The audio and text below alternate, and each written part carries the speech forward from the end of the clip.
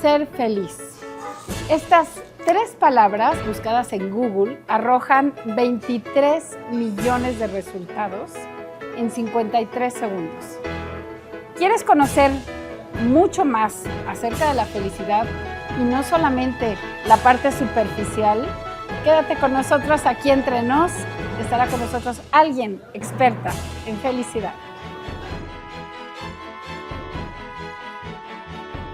Gracias por acompañarnos aquí entre nos. Estamos con Lina Martínez. Lina, bienvenida. Ana, mil gracias. Muchas gracias a ti, a la audiencia y muchas gracias por este espacio. Encantados nosotros de que nos acompañe Lina el día de hoy. Lina es colombiana. ¿Naciste en?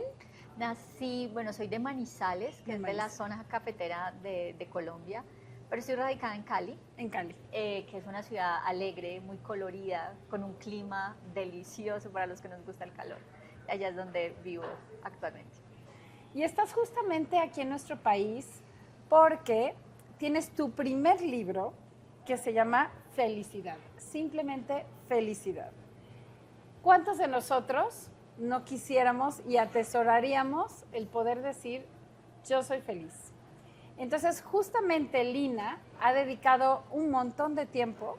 Ella estudió literatura, es también filósofa y también has hecho diplomados y cursos en políticas públicas. Así es. Entonces, creo yo que estas tres disciplinas se han podido mezclar perfectamente bien. Las has aplicado en tu país. Ajá.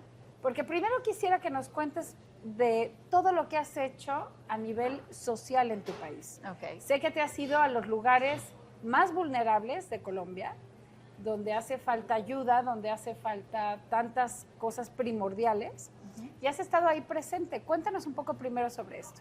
Bueno, voy a empezar a conectar cómo es que he estado en el campo de políticas públicas y luego llega esto a felicidad. Para aclarar a todos los que nos ven, políticas públicas es básicamente lo que hacen los gobiernos con los impuestos que nosotros pagamos. Todos pagamos impuestos, van a una gran bolsa gubernamental y con esos recursos el gobierno nos devuelve bienes y servicios públicos, educación, salud, transporte, seguridad, etc. Entonces yo me he dedicado a evaluar en muy buena medida esas intervenciones y a diseñarlas. Entonces, he trabajado en la banca multilateral, fue lo que estudié en mi doctorado y siempre he estado muy desde la academia en muchos lugares como asesora de gobiernos. Y estando en este proceso, en el 2010 encontré en el Banco Mundial y en el Banco Interamericano de Desarrollo un grupo de economistas que estaban viendo cómo los países y las sociedades donde la gente es más feliz, crecen más, son más prósperos, les va mejor. Y a mí me pareció fascinante que eso esta existiera. Relación. Claro, y sobre todo en América Latina, cuando nosotros tenemos problemas tan graves, tan acuciosos, que desde la banca multilateral, como es el Banco Mundial o el Banco Interamericano, se estuvieran preocupando de la felicidad de la población. O sea, usualmente en políticas públicas tú te ocupas sobre la pobreza o de acceso a bienes públicos o de acceso a educación, no necesariamente de si la gente es o no es más feliz. Creo que en ese momento, eso fue alrededor del 2010, fue cuando encontré lo que profesionalmente yo quería, me gustaba, y desde ahí empecé a estudiar una disciplina que se llama políticas públicas de bienestar subjetivo. Cuando pensamos en bienestar, siempre estamos pensando en reducciones de pobreza, en que las personas tengan vivienda digna, pero cuando hablamos de bienestar subjetivo, es cuando la gente evalúa la vida que tiene. Si sientes que la vida que tú tienes vale la pena, si estás satisfecha con la vida que tienes y cómo evalúas las relaciones afectivas. Digamos ahí, al ser subjetivo es sin compararte con nadie más, hablando de la vida de cada persona. Sí, cuando preguntamos, y te pongo un ejemplo, el bienestar subjetivo se mide a través de encuestas poblacionales. Acá en México se mide el INEGI, que es la oficina, la agencia estadística del país, lo mide a través de encuestas poblacionales que van a tu casa, van puerta a puerta, entran al hogar Y te hacen preguntas como estas, en una escala de 0 a 10, ¿qué tan satisfecho estás con tu vida? En una escala de 0 a 10, ¿qué tan feliz te sentiste ayer? ¿O qué tanta preocupación experimentaste el día de ayer? Si sientes que las cosas que haces en tu vida valen la pena. O una de las que es más usuales es en una escala de 0 a 10, donde 0 es la peor vida posible, 10 es la mejor vida posible, ¿dónde te ubicas? Estas son las baterías de preguntas que se utilizan para medir medirlo. esto. Y utilizando esas preguntas es que sale el ranking mundial de cuáles son los países más y menos felices, en los cuales México es uno de los más felices. México en el último ranking, el del 2025, es el 10º país más feliz del mundo. Y entrar en ese ranking cuando arriba está Finlandia, Dinamarca y países con niveles de desarrollo muy altos, es sorprendente. ¿Podrías contarnos algo de las preguntas que vienen en estas encuestas? La pregunta que se utiliza en esas encuestas es fundamentalmente esta. La llamamos la escalera de Cantril. Y es en una escala de 0 a 10, donde 0 es la peor vida posible, 10 es la mejor vida posible, ¿dónde se ubica usted? En esa escala, México, si mal no recuerdo, creo que estaba en 7.6, 7.5. Algo alrededor de eso. No muy lejos de los países con elevadísimos niveles de desarrollo escandinavos. Pero eso es una valoración muy subjetiva. Y si el reporte se hiciera con la pregunta, ¿qué tan satisfecho se encuentra usted con su vida? México, Colombia, Costa Rica, todos los países latinoamericanos estaríamos todavía más arriba. Porque una cosa es tener la mejor vida posible y ahí se introducen algunos elementos de gestión gubernamental. Y quiero hacer una acotación con esto. La gente en América Latina no es feliz por la gestión gubernamental, es a pesar de lo que hacen los gobiernos. La felicidad o el bienestar subjetivo... Claro, no es que haya una relación directa en que soy feliz porque la cuestión gubernamental está todo miel sobre hojuelas, sino que a pesar de la situación que hay en su país, y eso aprendo a ser feliz. Y eso lo sabemos porque yo llevo muchos años recolectando este tipo de información en Cali, que es la ciudad donde vivo, y tenemos un sistema de monitoreo. Y cuando tú le preguntas a la gente por su satisfacción con la vida, es una felicidad y es una satisfacción muy privada. Un latino promedio evalúa su satisfacción con la vida pensando en su familia, en los hijos, en su trabajo, en sus ingresos, no en el gobierno, no en la corrupción. De hecho, eso es... Digamos que es un micromundo. Es un micromundo y es una felicidad muy privada. Eso es muy bueno, eso no es tan bueno. Es muy bueno porque somos un continente feliz. Es optimista, vamos a decirlo así, es un continente optimista, es un continente donde la mayoría de la gente se siente bien y experimenta emociones positivas con mucha más frecuencia que en otras regiones del mundo. Pero no está tan bien porque no estamos capitalizando esa felicidad y tengo que hacer una acotación acá, en muy buena medida la felicidad es tan fuerte en América Latina gracias a la fortaleza de nuestras relaciones afectivas. Pero esa fortaleza de nuestro carácter, más culturalmente, a la importancia que le damos, por ejemplo, a la familia, a los amigos. La familia es instrumental y la familia es uno de los pilares principales en las relaciones afectivas, en ese capital relacional que tenemos en América Latina. Pero eso no se traslada al otro, eso no se traslada al vecino, no se traslada a un tejido social, tampoco lo vemos en la creación de un proyecto colectivo. O sea, no permea, se queda únicamente en mi familia. Exactamente. No llega a poderse, digamos, exponenciar mucho más, diciendo vamos a hacer con esta felicidad y con este positivismo algo para toda una comunidad. Exactamente, como crecer en términos de sociedad, eso no lo vemos en América Latina, que eso sí lo puedes ver en países escandinavos, que sí tienen un tejido mucho más fuerte alrededor de lo que los gobiernos puedan hacer. Entonces, volviendo a lo que yo me he dedicado, es ver cómo los gobiernos pueden aumentar nuestro bienestar. Y no solamente bienestar en términos de reducción de pobreza, sobre todo porque en América Latina los gobiernos reducen pobrezas con otras pobrezas. Te pongo un ejemplo de eso. Uno de los principales instrumentos de gestión gubernamental es algo que se llama las transferencias condicionadas de dinero. Entonces, si hay una mujer, una familia que es pobre, le hacen una transferencia de dinero que es alrededor del 20% del salario mínimo. 20% del salario mínimo es muy poco. Entonces, tú estás ayudando con una transferencia muy pobre, ayudar a alguien a que salga de pobre. Y los gobiernos están muy encaminados a eso, a resolver necesidades básicas, pero no están pensando en los otros elementos de bienestar que son fundamentales para toda la gente. Te voy a poner un ejemplo para que vean esto. Y que además, permíteme interrumpirte, tampoco están sintiendo que son merecedores de eso, ¿no? Porque al final es como un regalo, es como... Eso ahí nos lleva a otras conversaciones de asistencialismo que no me quiero meter allá.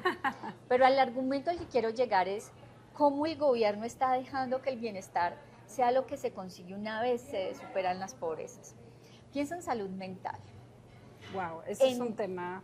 En América Latina en general, si una persona va a consulta por temas de salud mental, la probabilidad es muy alta de que lo pague de su bolsillo. Eso es un costo de bolsillo porque el sistema de salud no está equipado ni para el diagnóstico y tratamiento de problemas de salud mental, con una inversión que puede estar alrededor del 2%, es muy poco lo que un gobierno puede hacer por toda una población. Entonces, la salud mental se convierte en lo que tú puedes atender una vez tú resuelvas asuntos presupuestarios. Básicos. Sí, asuntos básicos. Prioritarios. Antes, queda como en segundo término. Sí, si tú te ganas un salario mínimo, tú no puedes ir a consulta. Y el sistema de salud no te lo cubre. No te lo cubre o no te provee los sistemas. Piensa en educación emocional. La educación emocional en todo el continente es muy segmentada, usualmente está en colegios privados, en modelos educativos que los papás tengan mayores recursos para que sus hijos puedan acceder, pero eso no está en el sistema educativo público. Entonces la educación emocional es eso que sucede cuando tú tienes los recursos para poder pensar en tu educación emocional. Ahí es cuando el bienestar no es solamente lo que tú consigues una vez sales de pobre, sino es cuando el gobierno piensa en el bienestar de la gente. Y la educación emocional en países desarrollados se da desde kinder hasta educación superior. El libro del que estamos hablando hoy, este libro nace porque en el 2020 creé una clase que se llama Felicidad y Bienestar, que es una clase de educación emocional para estudiantes universitarios. Y es de las muy pocas que hay en el país. Y es de las muy pocas clases en el sistema educativo que los estudiantes puedan pensar en su educación, en su bienestar, en su educación emocional. Déjame regresar un poquito. Tú hablas de esto, de que los gobiernos se enfocan en las necesidades básicas. Claro que es una prioridad, por supuesto, pero hay muchos más temas como la salud mental. La salud mental, seguramente tú tengas más conciencia que nosotros al estudiar todo esto. Ha aumentado muchísimo los problemas de salud mental en estas generaciones que estamos viviendo ahora. Sí. ¿A qué se debe? A justamente que se está perdiendo, independientemente de la tecnología, que ya hablaremos de ese punto también. No me quiero dejar de escuchar tu opinión acerca de la tecnología, pero ¿será que se está perdiendo también esta conexión familiar que nos caracteriza tanto, sobre todo a las personas latinas, de estar en familia, de estar en comunidad? ¿Hay alguna relación entre esto y problemas de salud mental? Bueno, empecemos por la descripción del fenómeno y luego nos vamos por la explicación del fenómeno. Perfecto. Entonces empecemos con la descripción del fenómeno. Existen más de 250 trastornos de problemas de salud mental. Y mi libro se llama Felicidad, pero el subtexto es de salud mental, porque creo que necesitamos tener una conversación distinta sobre eso. Entonces tenemos 250 trastornos de salud mental, de los cuales sabemos muy poco. Yo no soy mamá, pero creo que una mamá está mejor equipada en curar fiebres, resfriados, que en episodios de ansiedad de su hijo. Si mi hijo tiene un episodio de ansiedad, ¿qué hago? ¿Qué hago? ¿Cómo lo hago? ¿Cómo lo abordo? ¿Con quién lo hablo? O sea, los problemas de salud mental son muy lejanos. No, y además, ¿hasta qué punto es, vamos a decir, normal y hasta qué punto necesita ya una ayuda profesional, ¿no? Exactamente. También medir, sí, tuvo un episodio de ansiedad, pero hasta dónde es permitido, ¿no? Y socialmente no son conversaciones que tengamos. Uno no habla abiertamente, yo no te diría, tengo depresión o soy ansiosa o tengo un trastorno bipolar. Esas son cosas que uno se guarda muy privadamente porque tiene un montón de estigmas y tenemos un lenguaje muy poco apropiado para eso porque es el loco, es que tiene un rayón, está desquiciado, o sea, en el mismo lenguaje ni siquiera tenemos un lenguaje apropiado para acercarnos al tema. Algo maravilloso que pasó con la pandemia fue que todos a escala global experimentamos miedos, ansiedades, depresiones, tristezas, duelos. Y los pudimos reconocer. Y los pudimos porque reconocer. Además, todo el mundo empezó a comentarlo, ¿no? En ese momento, en redes sociales, me siento solo, me siento aislado, me siento... Exactamente. Cada quien empezó a reconocer esas emociones. Fue la pandemia y tuvo que pasar algo de esa magnitud para que dijeran, venga, hay una conversación que no estamos teniendo. Y el coletazo más fuerte de toda la pandemia han sido los problemas de salud mental. A nivel global, por estimaciones de la Organización Mundial de la Salud, se incrementó el 25% ansiedad y depresión a nivel global. Y eso tiene impactos enormes en muchas esferas públicas y privadas. Y una de ellas es la productividad. Si tienes niveles de ansiedad, niveles de estrés, tú no eres productivo. O sea, si tú llegas al trabajo en un estado de depresión, tú ya no puedes dar el 100%. ¿sí? Tú no eres capaz de trabajar. Si tú llegas al trabajo con una pierna enyesada, tú puedes trabajar. Pero te costará moverte y llegar a tu lugar de trabajo, pero tu trabajo no se ve afectado. Exactamente, lo puedes hacer. Entonces, por muchos lados, el mensaje de los problemas de salud mental nos llega. Uno de ellos el aparato productivo, otro de ellos el sistema educativo, que es donde estoy yo y que fue el mensaje que me llegó a mí. Entonces las estadísticas empezaron a mostrar un incremento de los problemas de salud mental, mayoritariamente reportados en países desarrollados que son los que tienen sistemas de medición, porque es que uno no sabe la prevalencia de un fenómeno, lo sabes gracias a que existen sistemas de información que recolectan esos datos y que en América Latina estamos muy escasos muy pobres. de todo eso. Estamos muy pobres, entonces lo sabemos de Inglaterra, de Estados Unidos, de los países nórdicos, pero cuando tenemos datos, las trayectorias son muy calcadas. Y dentro de esas trayectorias, la que más ha crecido y la que más preocupa es la prevalencia de problemas de salud mental en la población joven. Hoy los diagnósticos de problemas de salud mental tú lo puedes encontrar en poblaciones de 7, 9, 10, 11, 13 años. Entonces, son muy jóvenes para estar viviendo problemas de salud mental. Estamos viendo, no en todas las regiones del mundo, no en todos los países, pero sí estamos empezando a ver un declive en la satisfacción con la vida de los jóvenes. Históricamente los jóvenes siempre habían estado en la parte de arriba de la escala de felicidad. Sí, porque son los que empujan, los que motivan, ¿no? Los que tienen el ímpetu de hacer cosas. Así es, y estamos viendo que se está reduciendo, que los jóvenes cada vez están disminuyendo en sus problemas de salud mental. Entonces ese es el fenómeno que estamos viendo, un incremento de problemas de salud mental a escala global con una prevalencia muy importante entre los jóvenes. Y estamos viendo un incremento en tasas de suicidio. Entonces esa es la descripción del problema en su trayectoria. Ahora vámonos con las explicaciones. Existe evidencia muy fuerte y muy robusta que muestra el incremento de problemas de salud mental desde el momento en que empieza a haber una penetración de dispositivos digitales a escala global, que eso fue más o menos entre el 2010, 2012, que los teléfonos con pantalla se popularizaron, entraron al mercado siendo muy costosos, pero eso se fue popularizando y en el 2012, 2013 estaban al alcance de todo el mundo. Y un dispositivo digital, lo que hace el dispositivo digital son la cantidad de aplicaciones que tiene. Si no tuviera las aplicaciones solamente serviría para llamar, que es posiblemente lo mínimo que se hace seguramente. Sí, es posiblemente el menor de los usos que le damos hoy a un dispositivo móvil.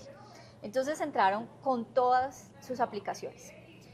Y cuando pensamos en el uso de dispositivos digitales, estamos muy concentrados en pensar en redes sociales. Y por supuesto las redes sociales son un componente fundamental del consumo digital, pero también son los videojuegos, también es el consumo de pornografía, que los videojuegos y la pornografía afectan mucho más a los chicos. Y desgraciadamente están muy ligados, porque me he enterado de que juegos tan aparentemente inocentes como un Roblox, que juegan los pequeños, hay un montón de ciberataques y un montón de gente que los contacta, obviamente con identidades falsas.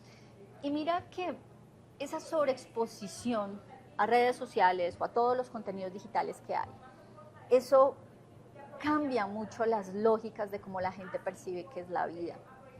Las redes sociales son una versión muy curada, muy tamizada de la vida de la gente. Las redes sociales no es la vida prosaica cotidiana de cualquier persona y las redes sociales tienen una condición aspiracional.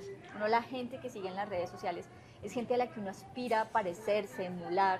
Entonces, si miras tu feed, inconscientemente uno siempre se está comparando y se está comparando con personas que uno percibe que están mejor que uno. Y esto que tú mencionas es básico. Las personas influencers o la persona que tú admires, evidentemente te sube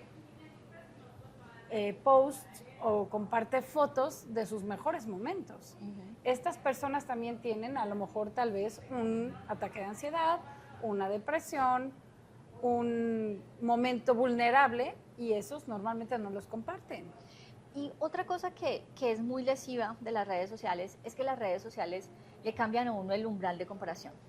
Cuando tú y yo estábamos en el colegio, la gente con la que nos comparábamos era la compañera. Tu compañera de banca. Tu compañera de banca que era muy parecida a ti.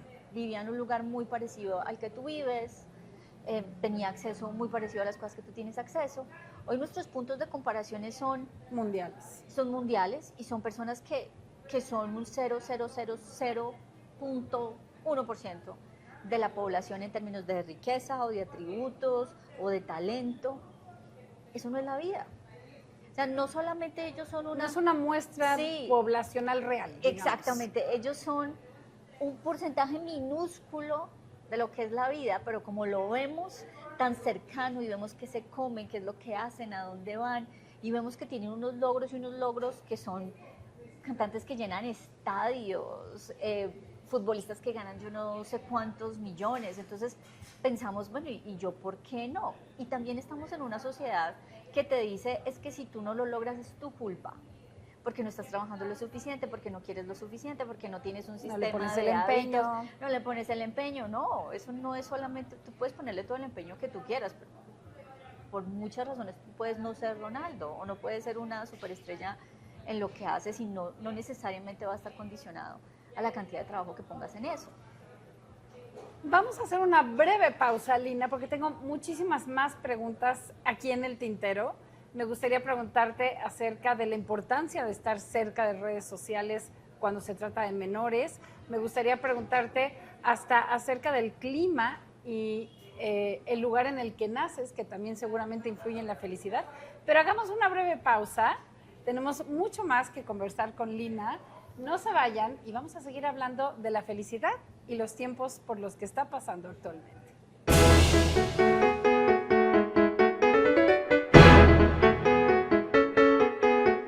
Este es mi libro Felicidad, lo consiguen en todos los lugares donde se vendan libros en México. Los invito a que le den una oportunidad para entender qué es lo que buscamos, lo que queremos para nosotros, para nuestros hijos, para la sociedad y cómo es que hemos llegado a un momento histórico donde todas las decisiones que tomamos están basadas en nuestras emociones y particularmente buscando ser más felices.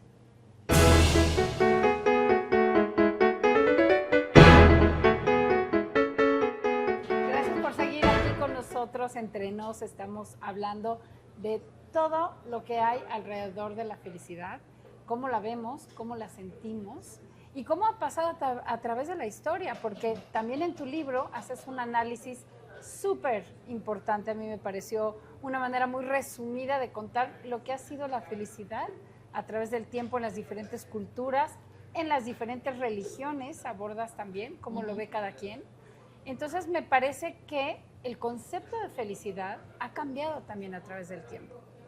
¿Cómo pensarías tú con todo esto que has estudiado y que has visto con estadísticas y con datos reales? ¿Cómo podrías tú definir la felicidad entendida para la gente en general? Ok.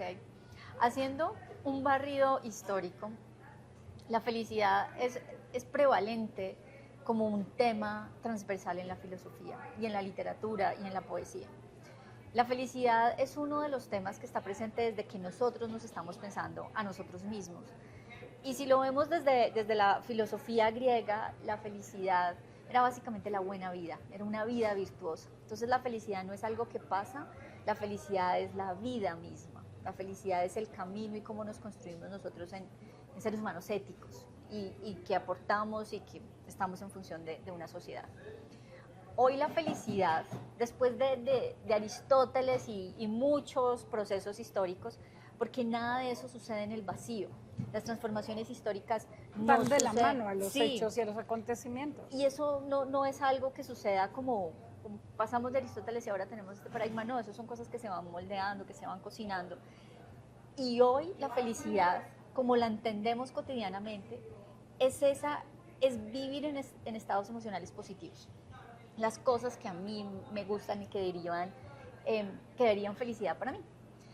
Y uno espera que todo lo haga a uno feliz, que la pareja lo haga feliz, que el trabajo lo haga feliz, que las relaciones afectivas me hagan feliz, que lo que me coma, lo que me ponga, a dónde voy, el viaje que voy a hacer, la foto que me toma, todo eso Me tiene que hacer feliz. me tiene que hacer feliz. Dime algo, ¿también es de consumismo? De Sí. soy feliz porque tengo, o sea, hay una relación entre a más cosas tengo, más feliz soy. Sí, y esa es una de las transformaciones históricas que ha incidido más en el ethos, en la narrativa que nosotros hemos construido de felicidad.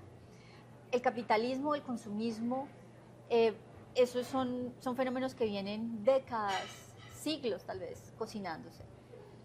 Y en el momento en que en el marketing se encontró que la felicidad, me voy a volver un momento, pero para que tú tomes decisiones necesitas emociones. Es imposible que tú tomes una decisión si no sientes Una emoción. una emoción. La blusa que tienes puesta, cuando te la estabas comprando, tenía asociación de emociones positivas en ella. Entonces tú pensabas cómo te ibas a ver, cuándo te la ibas a poner, dónde la ibas a usar, y todo eso son emociones positivas. Cuando el marketing encontró que comprar, característica. que necesitas una asociación, necesitas una emoción positiva y asociarla con el hecho de consumir, aquí perdimos el año todos, incluyéndome, que yo podré tener a mi disponibilidad toda la información posible, pero yo sigo utilizando el consumo como una forma de darme Gratificación. gusto, De gratificación. Entonces es muy difícil hacerlo. Entonces mira que todas las decisiones de consumo, leche, pan, huevo, ropa, viajes, experiencias, todo tiene una asociación de felicidad en eso. Y por eso es que salir a comprar nos hace felices. Y no es que esté mal. Lo que pasa es que creo yo que hay que darle la medida justa, porque muchas veces este consumo desmedido o esta gratificación instantánea que se tiene con las redes sociales o que se tiene con comida, con objetos, es vacía.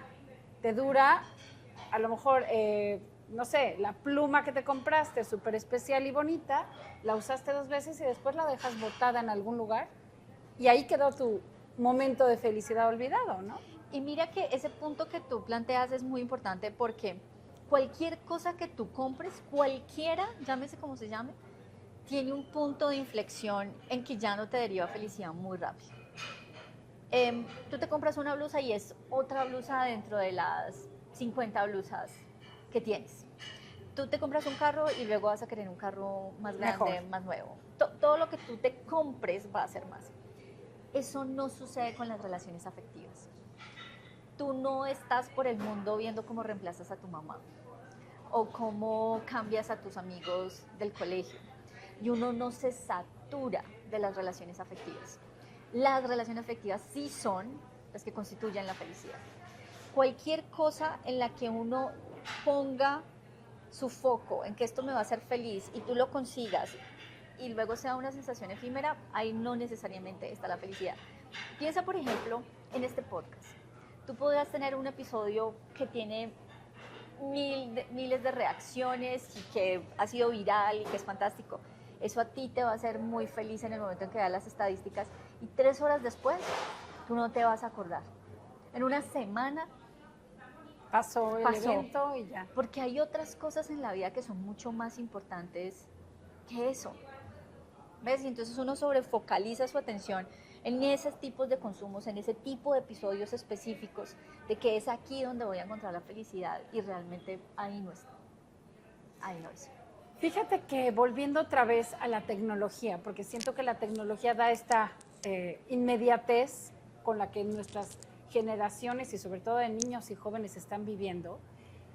Me llamó muchísimo la atención hace un par de meses entrar al súper y encontrarme a una mamá con su bebé que no pasaría de los 3 meses, perfectamente puesto en una carriola, con todo lo que necesitaba, pero la mamá en cuanto entró al supermercado, tomó un iPad, lo colgó en un aparato que traía especial para que el bebé pudiera ver la pantalla y entonces sí empezó la compra en el súper.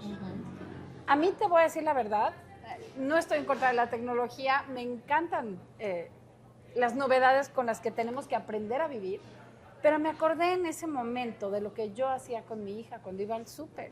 Y para mí ir con mi hija al súper era una experiencia en la que la niña, si yo compraba plátanos, le daba los plátanos y la niña, por más pequeñita que fuera, podía tocarlo, verlo, olerlo.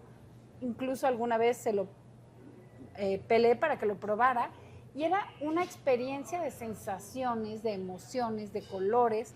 Me estaba acompañando en una actividad a mí, pero siento que ella ganaba con esta experiencia.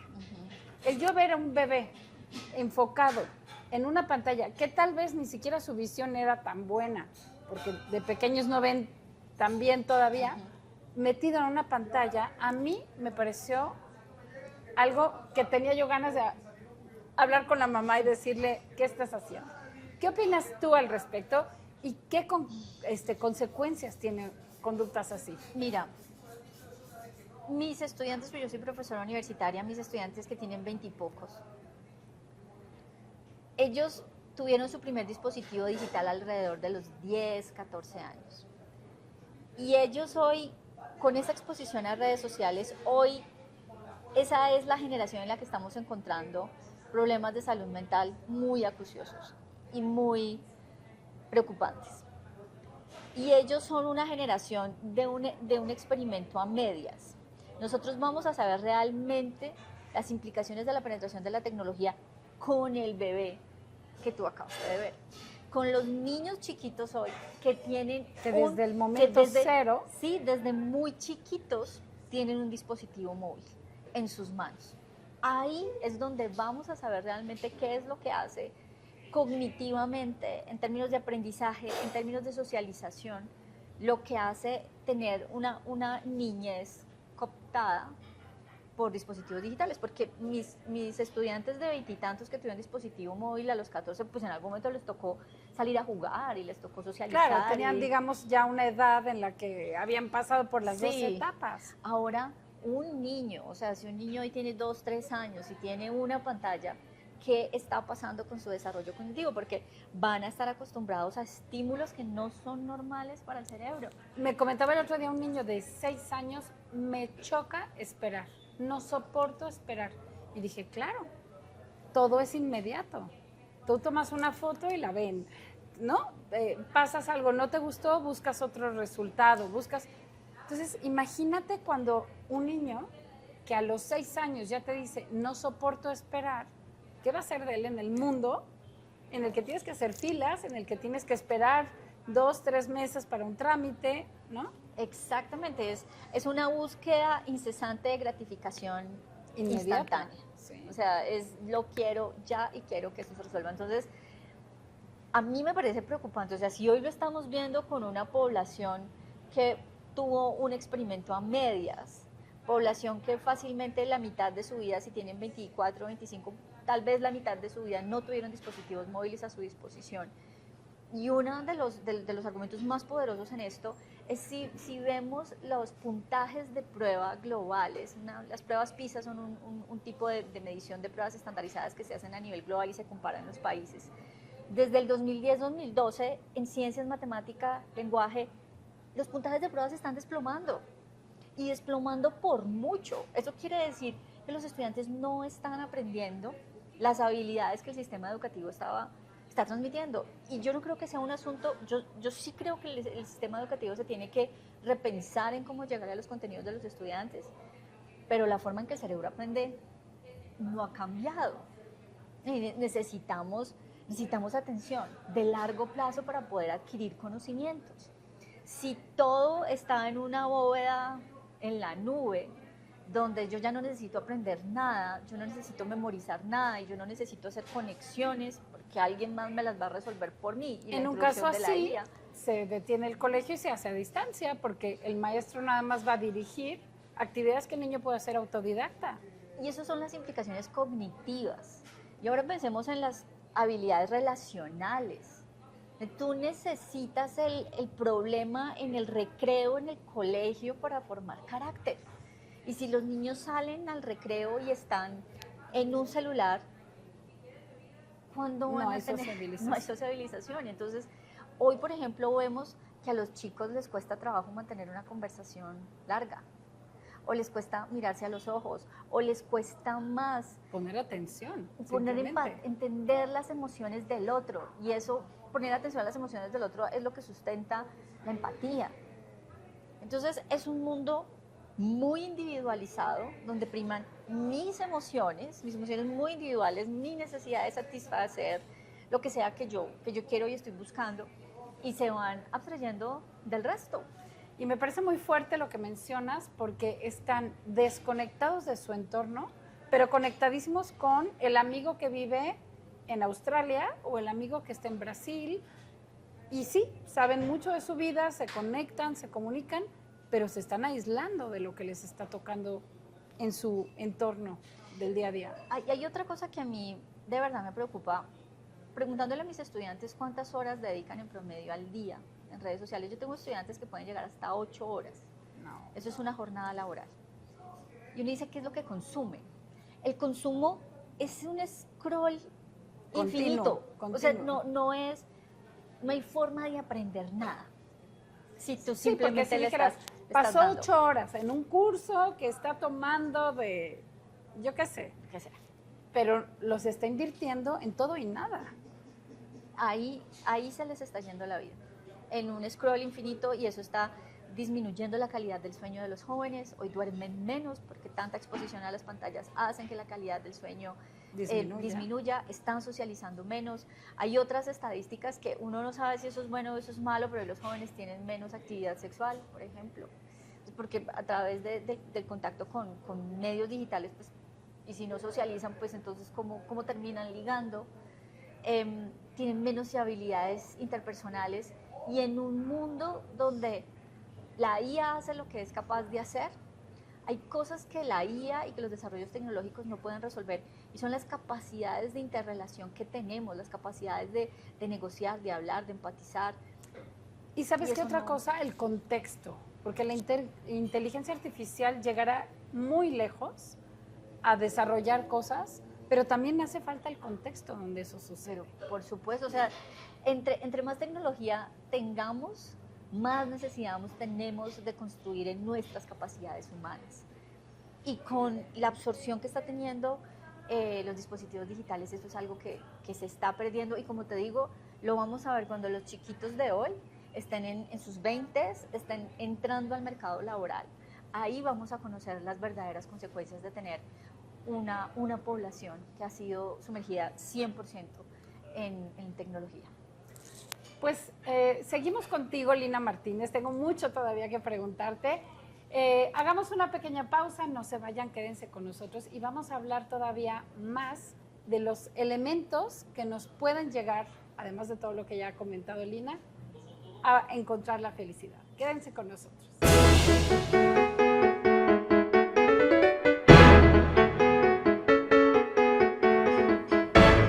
Aquí entre nos, y queremos agradecer a Ajeno en la colonia Roma Norte, que nos ha abierto las puertas de su casa, y encontramos este espacio mucho más privadito para poder seguir hablando de tanto que nos tienes que decir acerca de la felicidad. Te preguntaba yo hace un momento, ¿qué tanto influye, porque creo que es algo importante, el clima en los países? El que una persona nazca en un clima como lo tenemos en general en América, que tenemos sol, que tenemos mucha vegetación, que todo nuestro entorno también puede influir a esta felicidad. ¿Qué sabes tú de esta situación comparado con, por ejemplo, países escandinavos que no tienen tanta suerte de clima, de vegetación, tienen escenarios muy distintos? No No existe evidencia contundente que diga que si tú vives en el trópico o tienes acceso a sol todo el año, vas a ser más feliz. Solamente los países escandinavos son más felices en promedio, es el conjunto de países más felices en el mundo. Eh, el clima sí puede afectar tu estado anímico, un día gris sí te puede poner un poquito más bajito de tono, pero realmente la evidencia no es conclusiva frente al lugar donde tú estés.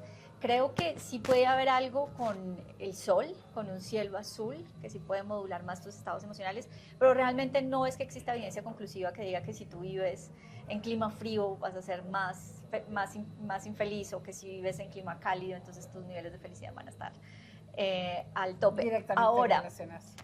a mí me hace muy feliz vivir en clima cálido, a mí personalmente. Pero evidencia agregada no tenemos para llegar a esa conclusión. Sí. Perfecto. Lina, estábamos hablando también de la tecnología, todo lo que hemos visto con la tecnología, que no estamos de ninguna manera en contra de ella. Es más, son situaciones con las que las nuevas generaciones se tienen que enfrentar y cada vez más, porque tenemos ya aquí la inteligencia artificial con todo lo que nos traerá. ¿Cómo poder llevar una buena combinación o un equilibrio sano entre utilizar estas tecnologías, porque nadie se quiere quedar rezagado, y saber llegar a la medida justa para no perderme del entorno?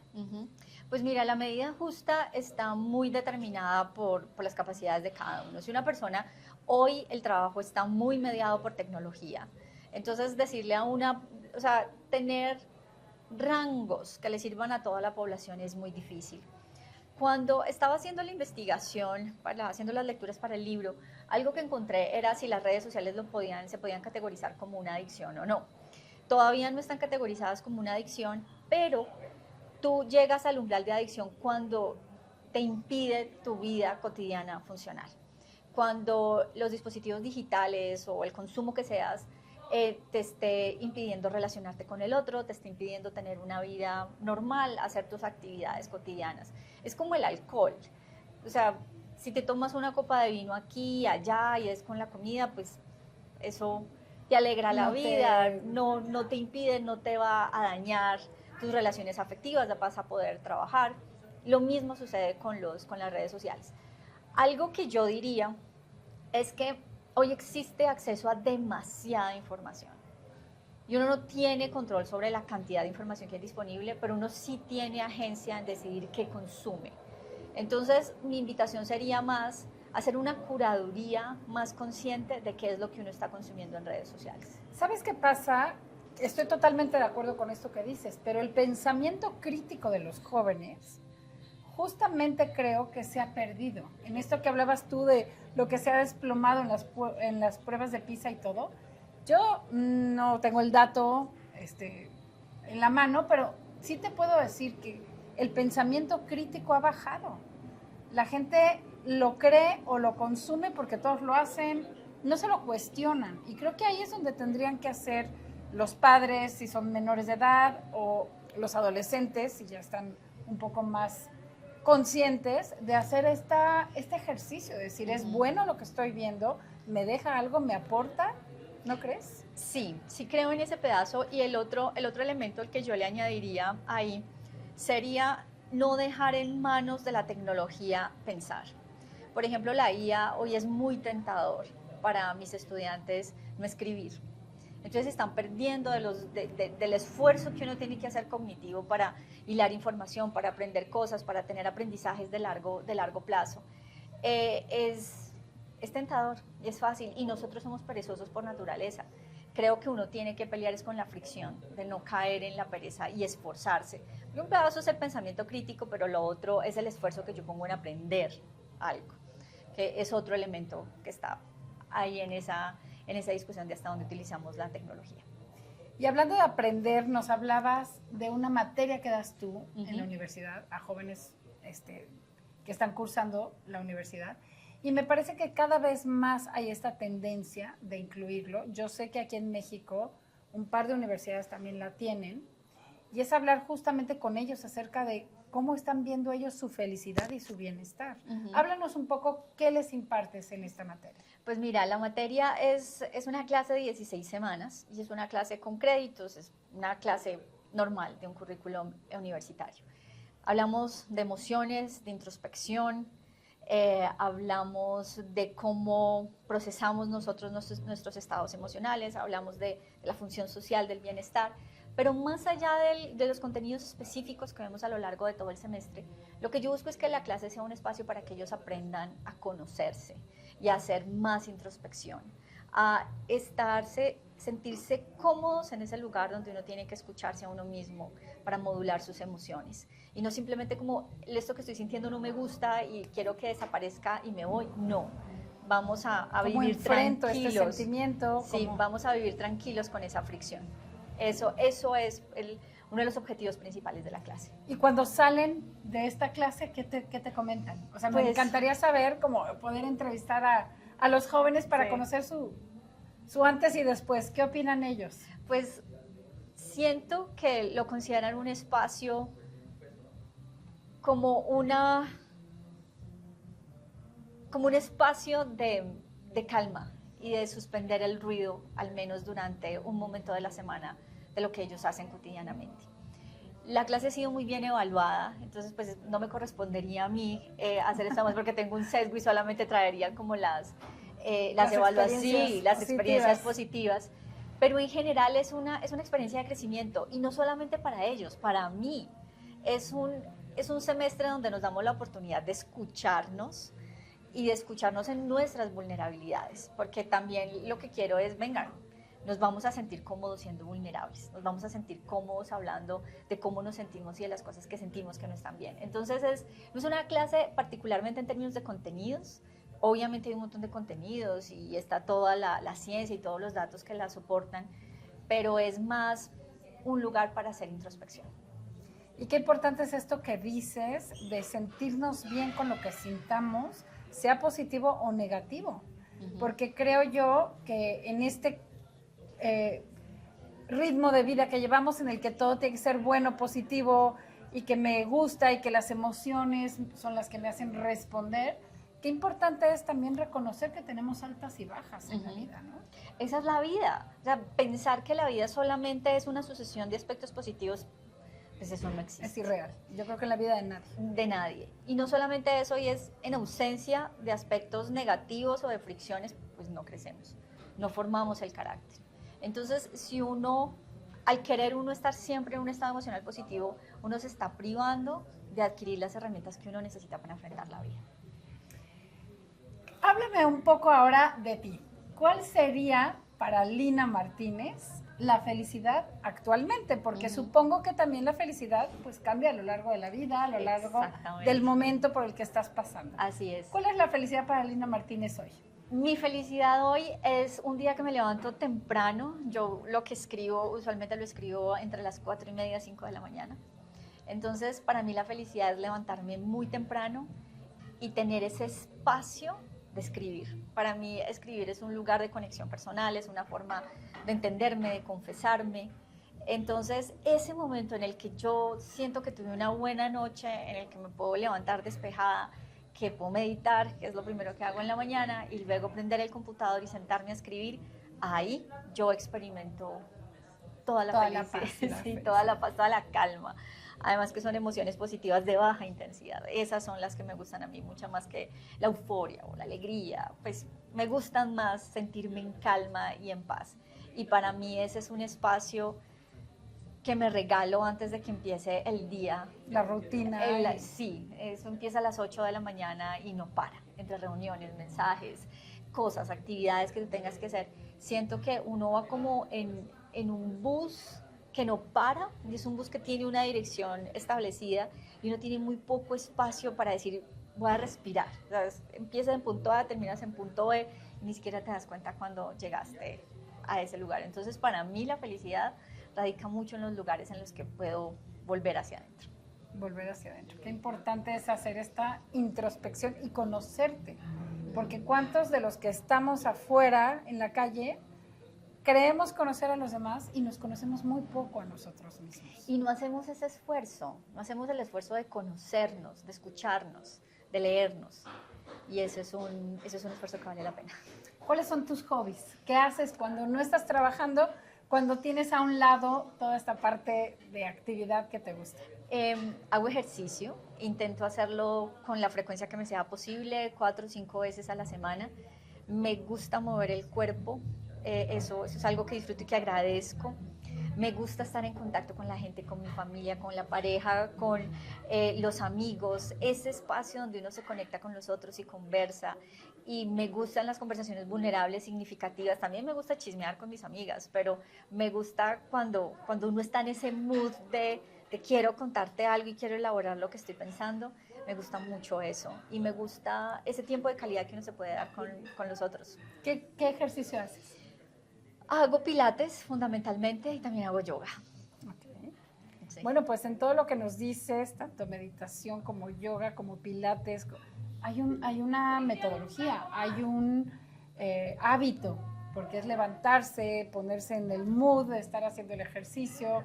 Todo esto de hábitos también es importantísimo, ¿no? Así es, y de hecho el último capítulo del libro es dedicado a hábitos. Y no hablo de hábitos como levántate a tal hora y los primeros 5 minutos a tal cosa y en los próximos 15 hasta la otra, porque siento que hoy mucho de las narrativas de los hábitos y de esa estructura de los días también lleva como que a nos autoexplotemos y terminemos pensando, pero es que no estoy haciendo el hábito que me va a hacer más productivo, que hoy tenemos una obsesión con la hiperproductividad. Yo lo pienso más en términos de nuestras disposiciones, que son hábitos y que tienen un rendimiento en la felicidad muy alta. Por ejemplo, ser optimista o ser agradecido sí que tiene réditos en términos de felicidad. Cuando uno cambia el umbral desde donde se está comparando y agradece por lo que tiene, uno es más feliz. Pues estoy segura, Lina, que con todo lo que nos has compartido, no van a encontrar la receta para la felicidad. No porque tú has dicho, y eso me gustaría hacer hincapié, tú has dicho, no quiero ser etiquetada como un libro de autoayuda, no quiero ser la receta de 10 pasos para encontrar la felicidad. Creo que tu libro, y con esta charla nos lo has hecho dejar muy claro, va mucho más adentro. Finalmente, hablas de todo un contexto de la situación que estamos viviendo actualmente como humanidad, de todos los retos que tenemos a nuestro lado, tecnología, presiones, estrés, como dices, autoexigencia, todo lo que la sociedad está viviendo ahora. Y si tú estás de acuerdo, creo que la receta de la felicidad la va a tener cada quien. Así es. Yo no estoy en el negocio de dar consejos, pero la felicidad tampoco está en un manual de instrucciones. La felicidad está en el proceso de vivir una vida que uno considere que valga la pena vivir. Ahí es donde yo creo que radica. Pues Lina, yo te agradezco muchísimo esta plática, de verdad. Podríamos estar mucho tiempo más platicando porque tienes además los argumentos y los estudios que avalan todo lo que dices y a mí me parece interesantísimo. Pero yo les recomiendo que no se pierdan Felicidad, consíganlo, está disponible en todos lados. Consíganlo y ahí van a ver justamente este análisis que hace Lina Martínez de todos los aspectos para que tú, de manera personal y subjetiva, encuentres cuál es tu felicidad y sobre todo la entiendas qué es la felicidad para ti. Te agradecemos muchísimo. A ti, Ana, muchas gracias. Excelente plática, la disfruté un montón y muchas gracias a todas las personas que nos ven. Y hablando de ser positivos y agradecidos, recuerda que tú puedes ser cada día la luz que el mundo necesita. Gracias, nos vemos en un próximo episodio.